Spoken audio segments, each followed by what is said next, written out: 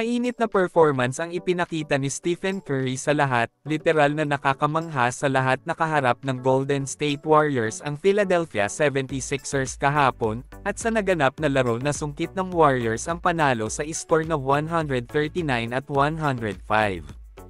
Tambak malala ang inabot ng Sixers na hindi mapigilan si Stephen Curry. Grabe naman kasi ang ginawa ni Stephen Curry na nakapagtala ng kanyang 30 points at 6 rebounds at 10 assists, at ang pinakamalupit dito ay ang kanyang perpektong tres na kanyang ginawa. Sa 8 tres na kanyang pinakawalan ay lahat yun na ipasok niya, at sa kanyang field goal nakashoot siya ng 11 sa out of 15.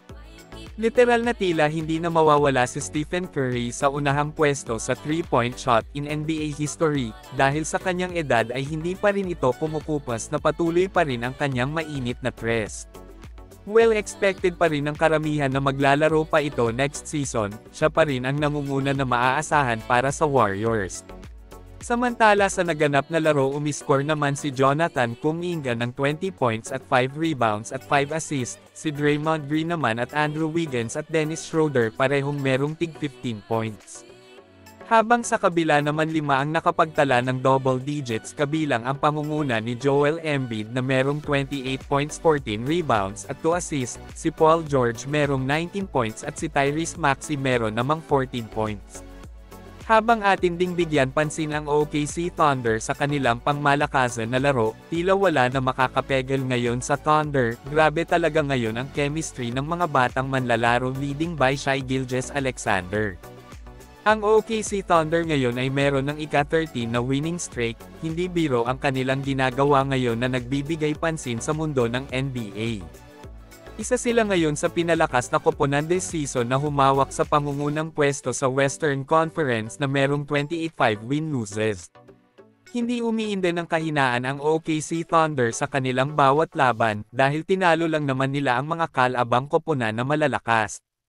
Grabe ang opensa at depensa ng kanilang binubuhos ngayon na nagresulta nga sa kanilang pangunguna sa Western Conference. Pinaniniwalaan ng karamihan na hindi malayo na ang OKC Thunder ngayon ang makasungkit ng kampyonato this season. Kayo mga idol, naniniwala ba kayo na makakasungkit na ang OKC Thunder ng kampyonato ngayong season?